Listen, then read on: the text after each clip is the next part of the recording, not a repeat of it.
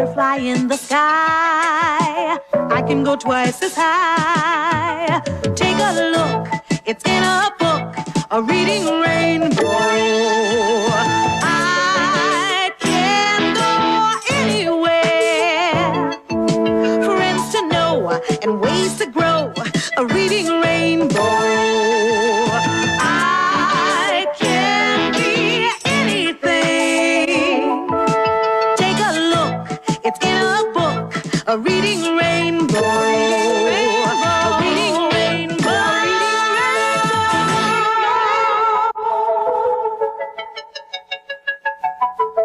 Welcome back, everybody, to another episode of Eagles News Now. I'm professional wrestler Chris Wilde, live from bar 4133 with some new content for you, and I'm very excited about this. Look, 2020 has been a bad season for the Philadelphia Eagles, and I had to go back and find some kind of positivity. I completely wore out the Super Bowl Blu-ray that I have, so I had to find something else. So I looked into my library, and I pulled out a book that I have not read yet, and that is Doug Pederson's Fearless. And this was, of course, written after that historic 2017 Super Bowl 52 win, as the Eagles were underdogs throughout the entire playoffs. Just a storybook type of year. And I've actually have not read this book yet, so I figured I'd pull it out, get to know Doug Pederson a little bit better, remember the 2017 year, and see what he had to say inside this book. As we all know, this has been a very, very bad year as far as coaching goes and press conferences for Doug Pederson. So to get that positive juju in the air, I thought, what better way, not just to read it to myself, but to read it with fellow Eagle fans and just football fans alike. So look, turn me up in your headphones, sit back, grab a Polar or your desired drink, and what I'm going to do right now is I'm going to read the foreword and the first chapter of Doug Pederson's book. So let's get right into it, guys. This is Fearless by Doug Pederson, and the foreword, easy for me to say, it's from Jeffrey Lurie, the owner of the Philadelphia Eagles, who was in the news this week. Stay tuned for that video coming up. So let's get right into it, guys. Take some Polar. That's good stuff. When Doug Pederson interviewed for our head coaching position, he was the offensive coordinator for the Kansas City Chiefs, who had just beaten the Houston Texans in the wild card round of the playoffs. In just 6 days, they would be playing the Patriots, so I understood that he would not be able to focus his full attention on the interview process and express the type of head coach he envisioned himself to be. But there were still many things that stood out to us that came across very clearly during our time with him. He had a lot of confidence, but in a way that was opposite of arrogance. He communicated very well. He was very honest. He was very comfortable with himself. He wasn't trying to impress anyone. He was just being himself. That meant something. For a football coach, being able to listen, relate, and communicate is crucial. So is the ability to gain the confidence of those around you and establish trust on both a strategic level and an emotional level. In today's world, many of the successful head coaches can relate to the players they're working with and developing. I could see Doug had that ability, and that was important to me. I had known Doug since he was a quarterback 16 years earlier. We had signed him as a free agent to be our starter in 1999, and then we drafted Donovan McNabb. I remember how comfortable he was in what could be a difficult situation. He was very committed to helping develop Donovan, and he still was able to prepare and perform like the gritty quarterback he was. There was an unselfishness about him that gave us an inkling of what kind of coach he could be. 10 years after Doug played for the Eagles, he returned as an assistant coach under Andy Reid. That's when I noticed how diligent he was, how focused he was, and how much attention he paid to details. It was clear he had a real feel for the offensive game. I always enjoyed his evaluations of quarterbacks leading up to the draft. It was interesting to hear his perspective on those guys every year. In addition, he was always looking to teach on the field. On a few occasions after practice, Doug even approached my then 13-year-old son to work with him on his quarterback mechanics. You could see how much he enjoyed coaching and how easy it came to him. So when we set out to hire a head coach in 2016, I thought back to my previous experience with Doug. I had believed for a while that he had the ingredients I was looking for in a head coach. I had seen the vision developing for years, but what I didn't know was how much he had evolved as a coach during his time as an offensive coordinator in Kansas City. In order to find out how he developed during his 3 years there, I spent hours talking to Andy Reid. Howie Roseman, our general manager, did the same thing separately. I was able to spend a few hours interviewing Coach Pederson, but Andy had been interviewing Doug for years, every day at work, both in Philadelphia and Kansas City. Speaking with Andy was a real opportunity to gain more knowledge about a candidate than you could ever in a normal interview process. We discussed all the attributes a head coach requires to be successful. I questioned everything. How does he handle quarterbacks? How is he in front of the whole room? What is his approach to the offense? Is he creative? Is he risk adverse? Is he sensitive to criticism? How does he communicate with other coaches? How does he communicate with players from different backgrounds? We talked about multiple players on the Chiefs and how he related to them. We also went back to some players on the Eagles that we both know. The conversations were detailed and gave me a great understanding of where Doug was as a coach. I also asked Andy how Doug would handle a losing streak. Interesting. Because even successful teams go through difficult stretches from time to time. Andy talked about a 5-game losing streak the Chiefs had during the 2015 season, and he said Doug was the most even-keeled coach on the staff. You couldn't tell whether the team was on a winning streak or a losing streak from being around him. I thought back to that during the 2017 season when we lost so many key players to injuries, including our great young quarterback, Carson Wentz. At no moment was Doug ever flustered. He always just went back to the drawing board to figure out how to deal with the loss and maximize the players who were available. Just as Andy Reid told me, Doug was unflappable.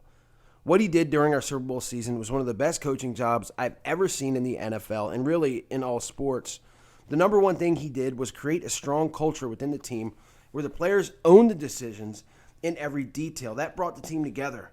He had a perfect balance of not coaching like a dictator, but also not letting the players take too much control either. He formed a partnership. That was probably the most impressive thing. His willingness to listen and ability to communicate made it all possible. Right from the beginning, he had a dynamic plan for the offense.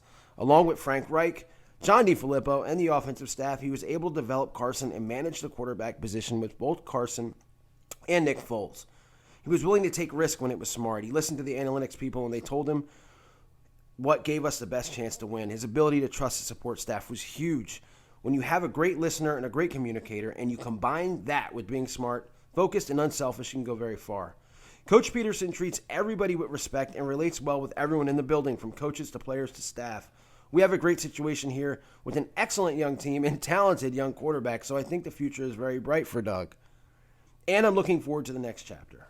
Jeffrey Lurie, owner of the Philadelphia Eagles. Interesting stuff if you think about what's happening now. Chapter 1, entitled, I'm Going to Kick Your Tail. And now this is Doug Pederson. I worked my way through the sea of people on the sidelines at US Bank Stadium until I reached the field where that big white border provides sanctuary. Finally, the Super Bowl. All of my time in the NFL, 14 years at quarterback, 2 years as an offensive quality control coach, 2 years as a quarterback's coach, 3 years as an offensive coordinator, and 2 years as a head coach have prepared me for this day. I spotted the New England Patriots head coach Bill Belichick down on the other end of the field. Eventually, we connected at midfield and had a chance to say hello. I had met him at league meetings, but we never really had any conversation before this. He congratulated me on the season. He said it was great to be in this game. I said the same thing right back to him. Then he complimented our team and said, I went back and tried to find some games where you're losing and I couldn't find many. I told him there were plenty of times.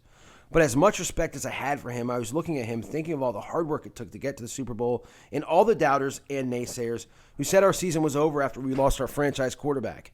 I was thinking of the sacrifice of long hours by my coaching staff. I was thinking of the players who committed to taking ownership. And then I thought the Patriots had no idea what the championship was about to them. I looked at him and thought, I'm going to kick your tail. Definitely going to kick your tail.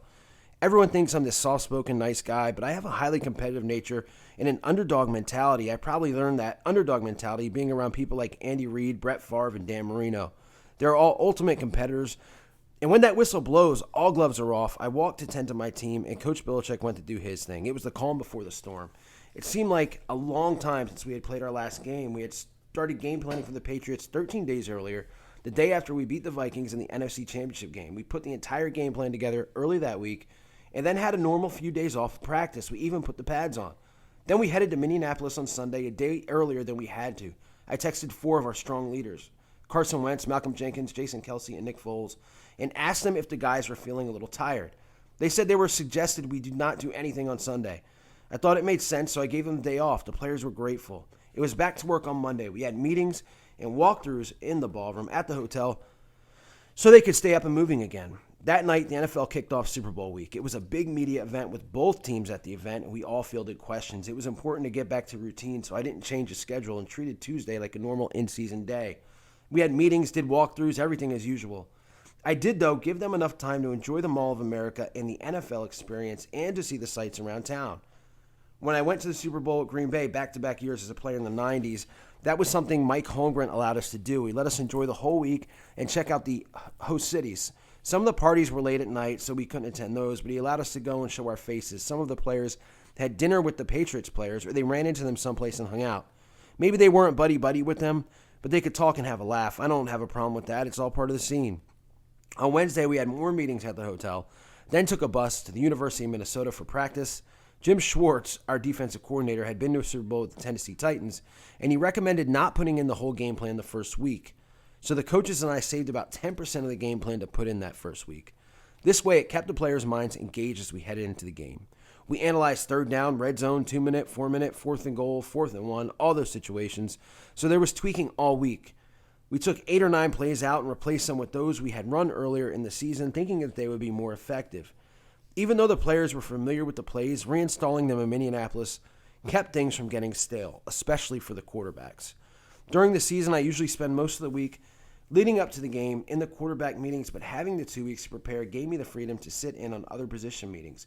I sat in with my O-line and defensive units. It was important for the players to see me there, especially the defensive guys, whether it was in the rooms or during practice at their end of the field. As much as possible, I wanted to work with all the players. I also called around for advice. More than anyone else, Andy Reid has helped me develop as a coach. We were together in Green Bay, Philadelphia, and Kansas City. We had Super Bowl experience coaching the Eagles against the Patriots in Jacksonville. Among the things we talked about was preparing the team for all the downtime in the pregame and halftime. That was interesting, not something I had thought of. Halftime during the Super Bowl, halftime, I don't know what I just said. Halftime during the Super Bowl is 30 minutes as opposed to 12 minutes during the regular season. So during our Wednesday practice, I stopped it to take a 30-minute timeout, simulating halftime in the locker room. I told the players to get off their feet and refuel and recharge, and the coaches to do their thing with game plan adjustments and then regroup with the units. When we returned to the field to finish up practice, some of the guys complained about their day being extended, but they got over it and they understood the reasoning. Some players are able to take their games to the next level when stakes are raised. Alshon Jeffrey probably had his best week of practice all year. Nobody noticed it, but it was a big deal to us. I talked to Mike Rowe, who was our wide receivers coach at the time, about how Alshon was practicing better and playing faster. He was showing up and paying attention to details. He wasn't making any mental mistakes either, and he brought a positive attitude, talking up and cheering on his teammates. We were excited to see what Alshon would do in the game. New England was a single high coverage team, and they liked to go bump and run and press. We also knew Stephon Gilmore was going to be on him all day. Gilmore and Alshon were teammates and roommates at South Carolina, and Alshon was in Stephon's wedding party. Didn't know that. So they knew each other pretty well. Gilmore can be a physical cornerback, so there was going to be contact. We didn't mind because Alshon's a big, tough guy. We tried to imitate that physical style in practice. Alshon was able to release at the line of scrimmage, get to the top of his route and get physical, and run that dagger route, which is one of Nick Foles' favorites. While we had seen Alshon nail it in games from time to time, he had never seen him do it so well in practice. On Thursday, he also ran some slants, which is one of the routes he likes to run. We have some third down plays for when the defense is man coverage. That week, we worked with some combinations with Alshon, and again, he was flawless, with Nick hitting him on time. Then on Friday, which is red zone day, Alshon really perked up. We had a quick fade route where he leaned on the corner, hit his stride, and Nick threw a ball that was a little high. To see him time and evaluate his jump over the top of Sidney Jones was one of those wow moments. Sidney is going to be a good player for us, and he played the technique as best as he could. But Nick put the ball where only Alshon was going to get it. It was another one of those times when you knew this guy was in the red zone and focused. I couldn't wait to see him go against Gilmore in the game and watch everything unfold. Of course, early in the Super Bowl, Alshon made that great catch in the back of the end zone for the touchdown. He had a great game with 3 catches for 73 yards and made some big plays for us. What we saw in practice carried over into the game. He stood out. It wasn't just Alshon. Nelson Aguilar had a good week too, and the offensive line as a unit was executing really well. I hadn't seen that type of speed from our offense all year in practice. Maybe it was because the big game and emotions were running high. The defense was the same way, with the defensive line rolling off the ball, linebackers flying, and the secondary making plays on the ball. I saw the timing, the pass rush, Fletcher Cox and Derek Barnett with their moves, Chris Long showing off his power and quickness. Those things were flashing. In the grind of the season, sometimes you're just trying to get through the practice. But here, when it mattered most, the team put together some of the best practices I'd seen in a while. The 2 weeks weren't perfect, though. Far from it.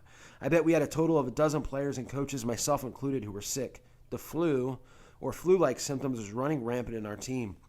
I was sick right after the Minnesota game and had it for 4 days. I still wasn't feeling well with the first couple days in Minneapolis, with chills, body aches, and a fever of 106 degrees. I took a flu test along with a bunch of the other guys, and mine was negative, but the bug was going around. Jim Schwartz had it twice. Deuce Staley, my running backs coach, had it. Nelson Aguilar fell sick on Thursday before the game.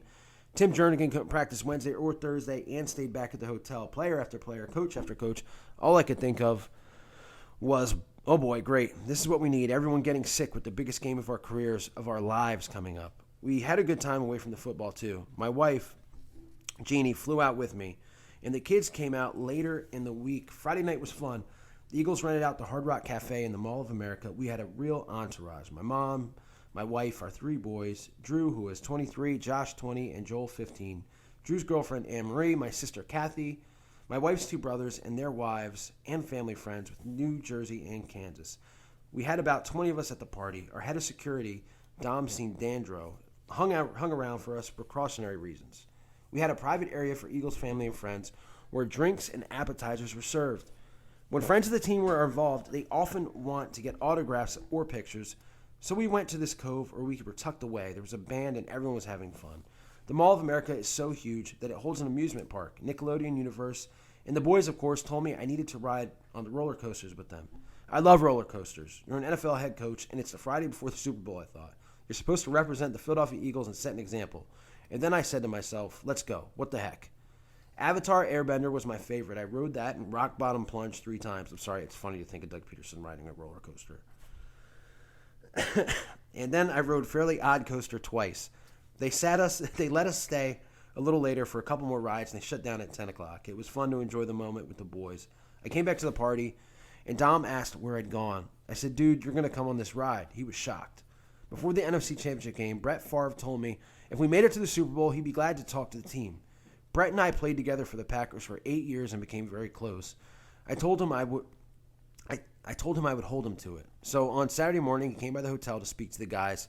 It was supposed to be a surprise, but there are spies everywhere. Things got out, and the next thing I knew, one of the players said, hey, I hear you're having Brett Favre come talk to us. Oh, well.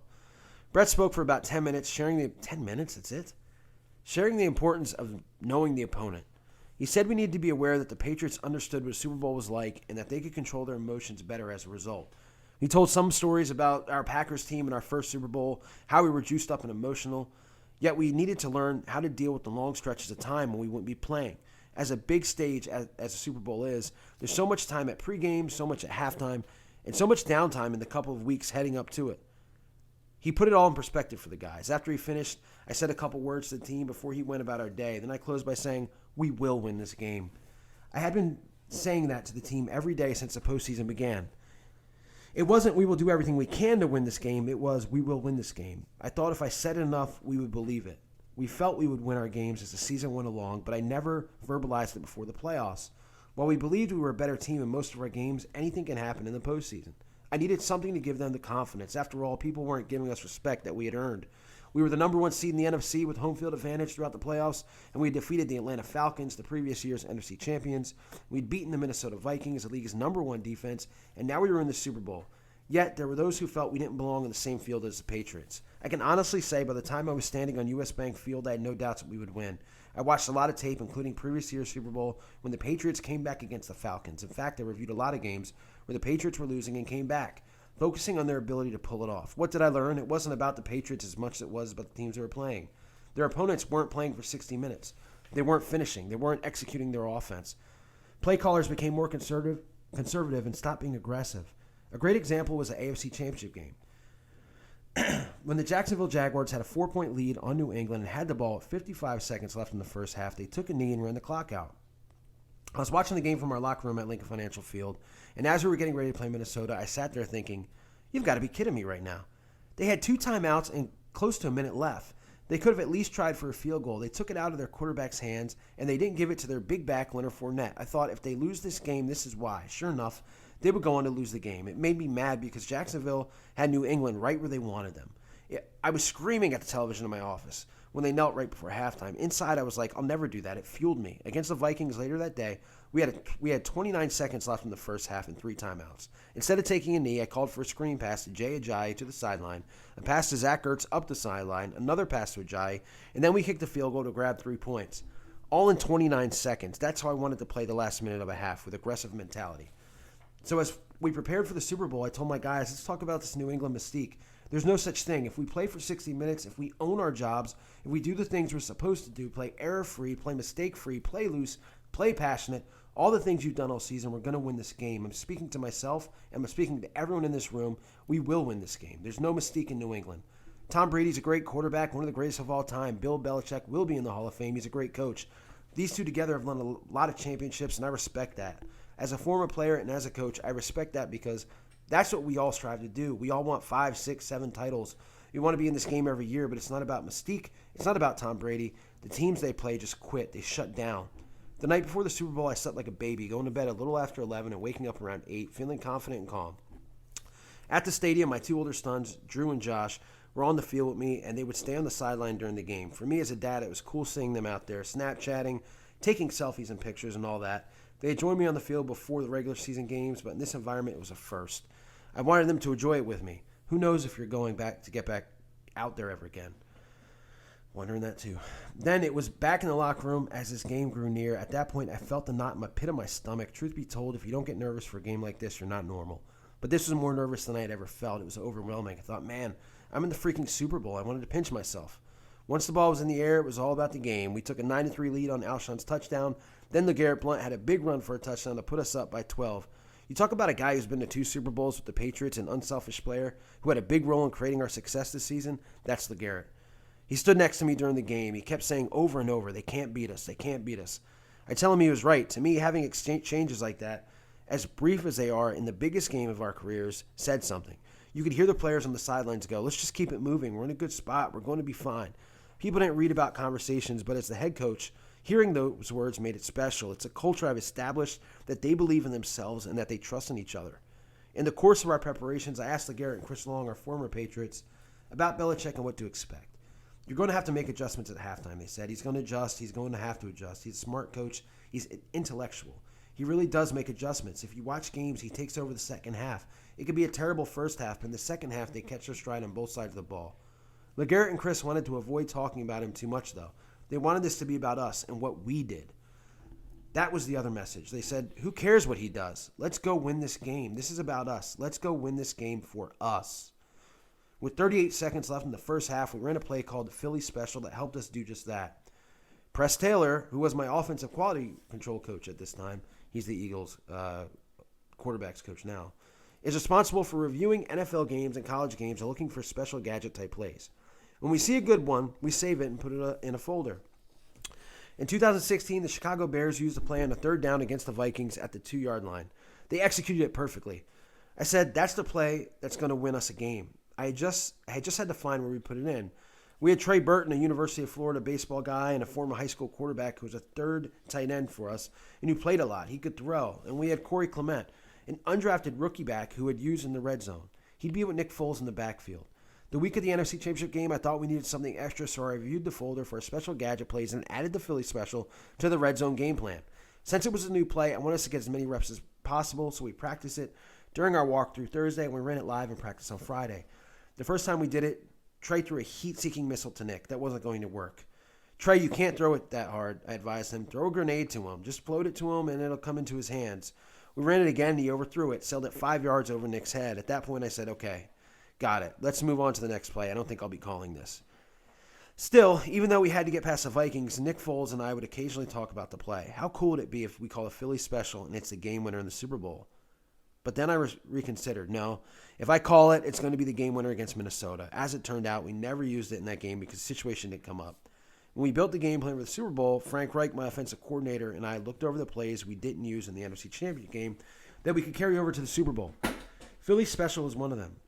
We now had a couple weeks to look at that play on film, look at our practice type, work adjustments, and make corrections. We had to iron out the verbiage, the cadence, and a lot of other things. But as coaches, we are often paranoid, especially when being watched as closely as we were during the Super Bowl week. You never know who is watching practice, and we didn't want it to be talked about publicly. So we didn't rep it the entire week at practice. We did review it a couple times at the hotel in walkthroughs and watching it on film. Now back to the game. There are 34 seconds left in the first half. We're 4th and goal at the 1-yard line. I told the team we're going for it, and we took a timeout. I'm sure everybody watching thought I'd changed my mind and had decided to attempt a field goal, but I hadn't. When Nick came over during the timeout, I was reviewing the red zone 4th down and 2-point menus. How about Philly, he asked. That's what he called the Philly special. My eyes never hit on it because I planned on using it on the 2 or 3 yard line, not the 1 yard line. I thought for a second and said, you know what, let's do it. I called the wristband number 122. Nick wore a wristband on which every play was typed, corresponding to a number. I never verbalized the play, so none of my coaches knew I had called it. LeGarrette Blount came up over my shoulder and whispered, what do you got? I pointed to the red zone section of my call sheet and told him. Then John DeFilippo, our quarterback's coach, called out the play, and all their other coaches said, holy crap, it's the Philly special. It's Super Bowl time, and it's the Philly special. Of course, the rest is history. Corey took the snap, pitched it to Trey, and Trey threw a perfect pass to Nick, who was wide open for the touchdown that put us up 22-12. You hear people say, man, that was the gutsiest call in Super Bowl history, and I just shrug. I trust my players. Nick made a suggestion, I agreed to it. I could have just trumped it. But then again, earlier I was standing next to Bill Belichick at the 50-yard line and thinking about how I was going to beat his tail. The play was awesome. It worked great. Some have said that if the players didn't execute, I'd be on the street now looking for a job, but I never thought about that. You can't. If I had, I wouldn't have called the play. Since they knew what to expect after we rehearsed on Wednesday, the guys were prepared for a longer halftime. Usually, with a 12-minute halftime, you're in and out, with barely enough time to sit, think, and go to the bathroom before you're right back out there for the second half. We went to the locker room. I was in Mike Zimmer's office of the offensive staff, and we were rushing through everything and talking fast. I stepped in and said, time out. We have 30 minutes to do this. Let's relax, take a breath, and go back through it. It was a little more civilized then. The players were able to recharge and prepare for the second half, and that was good. We needed to enjoy the moment. In the second half, the Patriots kept coming as we figured they would. Thankfully, Nick threw a touchdown pass to Corey on our first possession of the third quarter to give us some breathing room.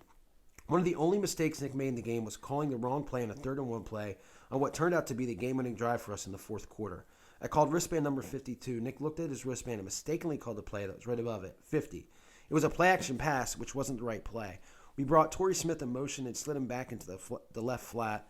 The defensive end hung and didn't rush off the edge while Torrey beat him, and Nick threw a dangerous lob pass over his head. Torrey caught it but was tackled for no gain. Nobody on the coaching staff even noticed Nick called the wrong play until after the game. I was already thinking about the next play, so I didn't even realize it. When they told me about it and I went back to look at it, I thought about how disastrous it could have been if the pass had been intercepted.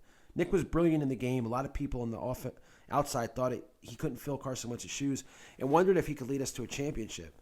When we grade players, especially quarterbacks, it's based on decision-making. Did he make the right read? And we look at timing and accuracy. In that game, Nick was almost perfect in every way he executed the offense, as well as his mentality. He was under control, yet he played fearlessly in his decisions and throws as I tried to be with my play calls. His grade was the highest any player on our team for the game, by far. It was also the highest of any player on our team for the season. I'm sure it surprised some people, but it didn't surprise me. I knew Nick, so I had faith. Some of his teammates might not have felt as confident in him as I was. There was a percentage of guys who doubted because they didn't know him. But then there were a handful of guys who didn't know him. They thought, we're going to be fine. Nick's going to be good. He's not a rookie. He's a veteran guy. He's going to do it. Some of the guys that played with Nick when he was here, with Chip Kelly and Andy Reid. Brandon Graham, Fletcher Cox, Vinnie Curry, Brent Selleck, Jason Kelsey, Jason Peters, all those guys were brought in Philly by Andy. So they knew Nick. They grew up with him. Saw him have a Pro Bowl season with Chip. There was history. Of course, Brady was playing incredibly well. He gave the Patriots a 1-point lead with a touchdown pass to Rob Gronkowski with a little more than 9 minutes left. That's when things really got interesting. Everybody talks Philly special. It was unique and creative. You could say it was a gutsy call on the goal line with time running out in the half, but to me, the more difficult decision to make was the 4th-and-1 call on our own 45 in the fourth quarter with 6:05 left in the game and the clock running. The whole season was hanging on that play. If we didn't get it, we would have given Brady a chance to go 45 yards, and then if he scored, it probably would have been game over. The play was designed to go to Zach Ertz, and it did. Nick was almost sacked on the play. Two guys came to the left edge, and he had to sidestep one of them to deliver an accurate throw to Zach. It was a play we had previously run in the game and thought with a different formation. We practiced it many times during the course of the year. We needed 1 yard. We got 2. That allowed us to go downfield and then hit Ertz again for a score to take a 38-33 lead. I made that 4th down call because I didn't want to put the ball back in Tom's hands if we didn't have to. I wanted to continue to be aggressive in play calling. I really felt good about the call at the time and still do. Nobody said much about it, but if there's a play from the Super Bowl that I was proud of, It was that one. It was big. The only time I became nervous after we took that 5-point lead and gave the ball back with a little bit more than 2 minutes remaining, I went down by the defense and said, everything you got, guys, everything you got, every single play. Our guys were not buying into the New England mystique at that point. What they bought into was something else I'd been preaching. We had to play for 60 minutes against this team. Regardless of what happened in the first 58 minutes, we had to play for 60. We had to do our jobs better at the end of the game, become more focused, become more poised. It applied to me too. For the previous 10 days or so, all I heard were comparisons between me and Bill Belichick. It was, how can Doug Pederson outcoach the great Bill Belichick? They said I was going to be overmatched, so overpowered, so overwhelmed. I knew what it was about, but I went into the game trusting my guys and myself. I've done it this way the entire season, I thought. Why should I change for one game? If anything, I was more aggressive because I gave the Patriots the respect. You knew they were going to score touchdowns. You knew they were going to get Gronkowski, but you had to score. We gave up 613 yards. Tom threw for 505, the most ever in a postseason game. But all we needed was one play, and we got it. Brandon Graham sacked Brady and forced a fumble, and Derek Barnett recovered. We kicked the field goal and went up by 8. When Brady's last pass went up, it was like slow motion. I was hoping it would hit the ground. Gronkowski posted up, and it looked like he was going to grab it in the air, but the ball fell. Then it was mayhem, total freaking mayhem, or tornado on the field.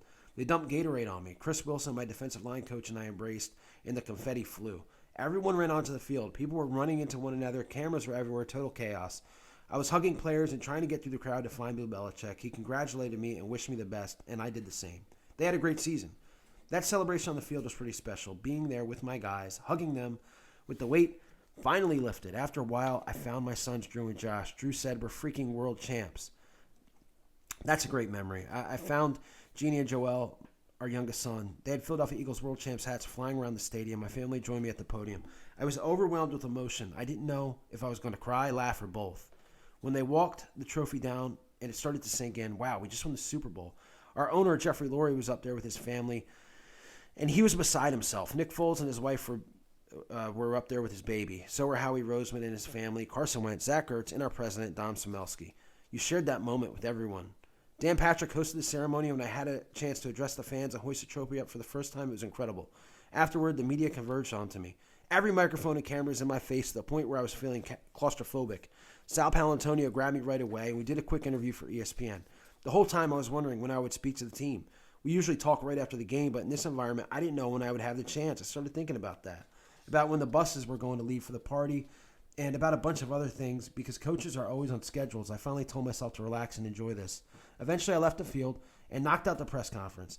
Finally, I was able to get in the dressing room for the first time. The team was going nuts. They were dancing and taking videos with their cell phones, and some media people were there. It was long after the game now, but I still had to talk to them.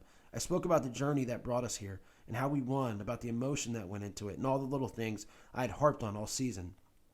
The buses started heading over to the party for all the Eagles and their families and friends. We didn't get there until 11 o'clock. I had 22 guests, and there were about 2,000 people there. The place was packed. That's when the relief hit. The hard part was over. Some of the players who I didn't see after the game came up to me with joy in their faces. The song, Dreams and Nightmares, came on. The song is by Meek Mill, a Philadelphia rapper who our guys have taken a liking to. I looked up, and the entire team was on the stage with the Super Bowl trophy, dancing to the song. I said to my wife, I have to go up there. I sneaked my way through the crowd. When I got to the middle of the stage with the trophy, the guys were yelling, "Coach!" I was jumping up and down with them, having a good time. The whole thing was surreal. I was asking myself, what did we just do? The accomplishment still hadn't sunk in. The next day, there were a lot of talk about Fearless. I appreciate that, obviously, but it was more than that. It was about the trust I've been talking about, the relationships built with the players and coaches and the staff. It was about coaching up guys hard every play, getting them to practice. All the mistakes, those calls on game days, those gutsy calls, pretty easy to make. Once you study it, you know the situation is right, and you trust our guys. It's easy to be fearless.